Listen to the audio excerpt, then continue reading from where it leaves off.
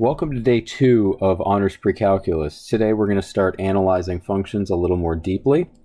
First, a reminder about domain and range. Remember, domain is input values, the set of all input values, and range is output values, the set of all. So that phrase is the set of all input values and output values. So domain is X, range is Y. Kind of an arbitrary choice, but we stuck with it. We're going to talk about the continuity of a function. Continuity is defined as a function is continuous on an interval if you can draw a graph of the function without removing your pencil from the paper. So, without removing your pencil from the paper, there's going to be 3 common discontinuities. Here's the first, and there's a hole right there. Another one you've seen actually is when you have an infinite discontinuity like this. So, we'll call this an infinite discontinuity. Another way to say it is vertical asymptote. And the last one here is going to be something called a jump discontinuity. We saw this yesterday with the int function. So this is a jump discontinuity. The 3 things these have in common is that I had to lift up my pen in order to draw them. Hole, infinite discontinuity, and jump. What does it mean for a function to be increasing and decreasing? So an increasing function, the definition is as x increases, so does y. So that's going to be a function that goes up as x gets bigger. So x is getting bigger in this direction, and it means y is getting bigger going up. A decreasing function goes downhill. So you could go like this. So as x got bigger, y got smaller. Now these are lines, but they don't necessarily have to be. So for example, this is also an increasing function, and this right here is a decreasing function.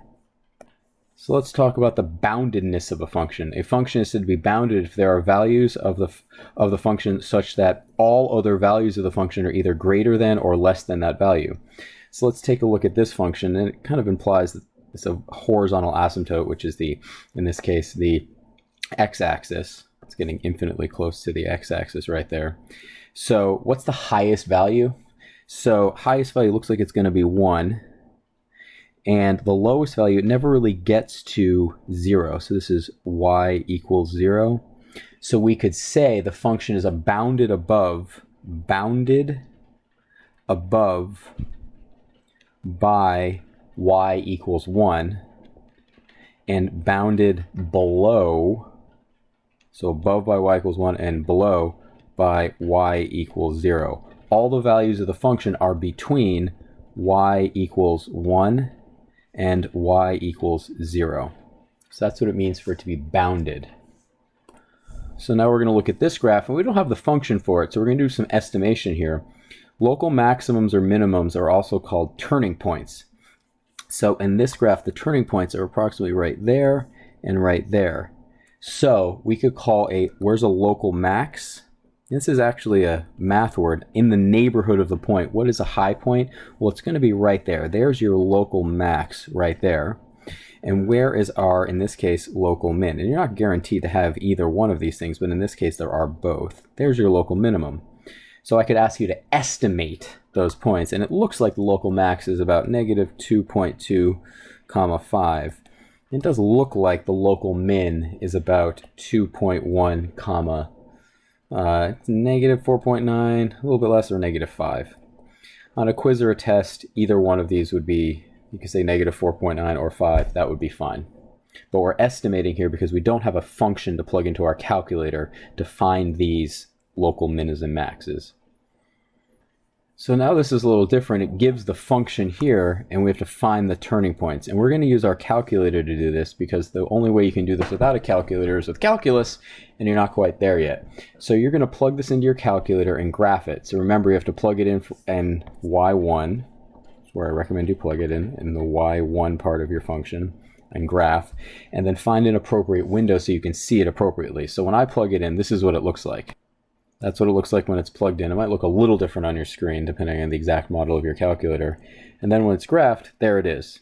So we want to take that graph and find the turning points. It does look like there's a maximum, a local minimum, and a local maximum. So that's what the graph looks like. So we could estimate these points. And right here is your max, and here is your min. Now you could do an estimation, but one thing that's really nice is your calculator can tell you what those are pretty accurately. The way you do that is you go to calc, which is second trace, and then let's do the minimum value first, and it's going to ask for a left bound. So what you do is you bring this cursor to the left of where the minimum is. It doesn't have to be pretty close. I'm going to put enter, make it a little closer, hit enter, and then it asks for the right bound, and I'm going to go to the right of it, hit enter, and then it wants an like where do you think the guess is? You need to give it a little bit of information. I say enter, and then it tells us that the minimum is negative 2.69, and y is equal to negative 4.74.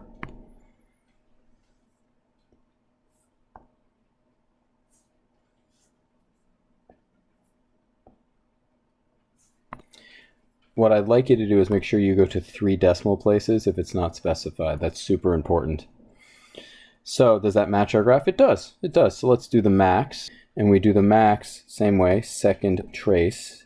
And we'll do the maximum, so that's 4.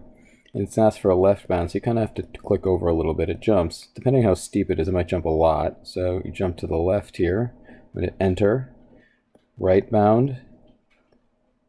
Right here. And the guess, I'm going to put it right in the middle there. Hit enter. And there's our maximum, 0.3, 8.74. And again, go to 3 decimal places. So we could also ask, where is this increasing? Well, it's going to be increasing all the way up to the max and then from the min onward.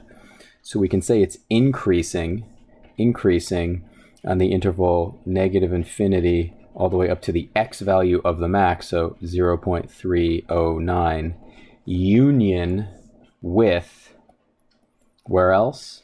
It's going to be from 2.690, that's the x value of the min, all the way to infinity. So where is the function going to be decreasing? Well, it's going to be decreasing right there. It's going to be decreasing right there from the max to the min. So it's going to be decreasing from 0.309 all the way to 2.690.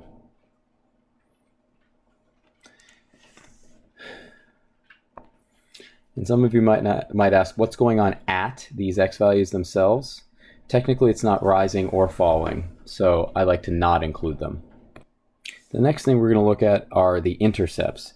Key things, the x-intercept is when y is 0, and the y-intercept is when x is 0. And we'll do a few of these.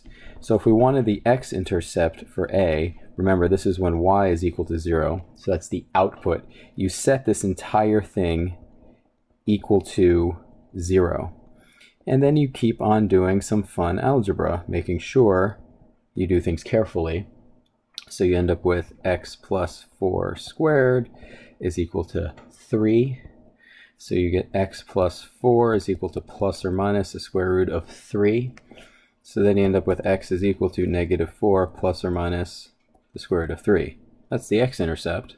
Remember, the y-intercept is going to be when x is equal to 0. So that's quite nice. So what is that going to be equal to? When you plug x is equal to 0 and you get negative 3, 0 plus 4 squared plus 9, 3 times negative 3 times 4 squared plus 9, negative 3 times 16 plus 9, it's going to be equal to negative 39. So when x is 0, y is negative 39. So that would be the y-intercept. And then over here, there are 2 x-intercepts, negative 4 plus root 3 comma 0 and negative 4 minus root 3 comma 0. Functions can have at most one y-intercept, and they can have as many as infinity x-intercepts.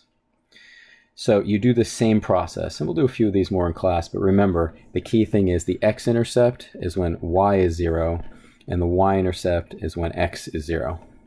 Let's do a log practice because that's just fun. So when an x-intercept is when y is equal to 0. So what we do there is 0 is equal to 3 log base 2, x minus 3 plus 5.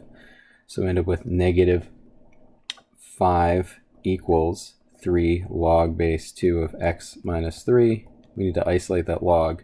So end up with negative 5 over 3 is equal to log base 2 of x minus 3. This is exponent form, so we need to put it in, this is log form, so we need to put it in exponent form. So that's going to be this. Make that arrow a little better for you. So it's 2 to the negative 5/3 equals x minus 3. So therefore x is going to be 2 to the negative 5/3 plus 3. So that means that the x-intercept, there's one of them, the x-coordinate is 2 to the negative 5/3 plus 3, comma, 0. And then if you want the y-intercept, that's when x is equal to 0. So you're just plugging in x equals 0. Generally speaking, finding the y-intercept is going to be easier than finding the x-intercept. Generally, not always. So you get 3 times log base 2 of 0 minus 3 plus 5. Well, you have 3 log base 2 of negative 3. And you might notice something, plus 5. Well, guess what happens here? And this is a problem. It's not defined. You can't have the log of a negative number, so there is no y-intercept. So you repeat this process to find the intercepts. So now we're going to find all of these pieces for this function. Keep in mind we don't have the formula, so we have to estimate. Well, what's the domain going to be? If on the domain here, you can make arrows here. On the domain here, if I were to draw this, well, what's the domain going to be if it keeps on going here? Well, if I put arrows there, that's one thing, but let's just make it a little different. Let's say it stops right there and right there. So the domain is the set of all x values. Well, that's going to be from negative 4 to 4. And what about the range? What's the highest y value? 4. It looks like negative 2. So the range is going to be from negative 2 to 4. Remember, these are x values, and these are y values. It's important. Is this continuous? Can you draw this shape without picking up your pencil, or in this case, stylus? Yes, it is continuous everywhere on the domain, and the domain is listed above. There are no discontinuities. There's no jumps, there's no infinite discontinuities, and there's no holes. Where is it increasing? Well, to do that, we need to estimate these values here. So it looks like it's nicely set up to be whole numbers. So we'll call that point A to B, and that's C, and that's wish I could write the letters here, A, B, C, and D. Where is it going to be increasing? It's going up that way, and it's going up like that. So what are those going to be? Well, looks like it's increasing from negative 4 all the way to, what's the x value right here? Negative 3. And then its union from, what does it look like that is? Negative 1 to 1. And look, there's another bit that's increasing from 3 to 4. Union from 3 to 4. Well, where is it decreasing? It's decreasing everywhere else like this. It's decreasing there. So what are the x values for that? So it's going to be negative 3 to negative 1, and then union 1 to 3. So that's where it's increasing and decreasing. Is this bounded? Well, let's take a look. It looks like it's bounded in a few places, so we're looking at outputs for boundedness. There's a max and a min, it looks like. So it's where is it bounded? Above. You can almost spell above too.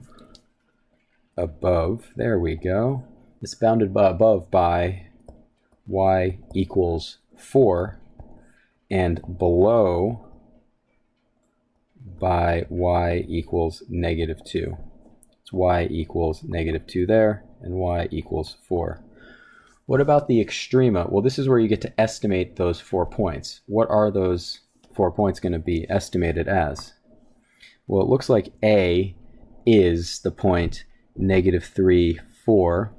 Looks like B is the point negative 1, negative 2. It looks like C is the point 1, 4, and D is the point 3, negative 2. So what are each of these? Well, it looks like A and C are local maxes, and B and D, because they're at the bottom of those gullies, those hills, are going to be local minimums. Now, what about intercepts? That's where it crosses axes. So it looks like you've got intercepts here, here, and here. So there's 3 x-intercepts and 1 y-intercept. So this is where you just have to estimate. It really looks like the y-intercept, the y-intercept is going to be 0, 1. It looks like it crosses at 1 right there. Now what about the x-intercepts? And this is where there's actually a 4th right here. You have to do some estimation. So by my estimations on that graph, the x-intercepts, it's about negative 1.8, 0, and then it looks like it's a little bit less than 0, so maybe negative 0.1, 0. And then the next one, it looks like it's about maybe 2.20 and 3.90.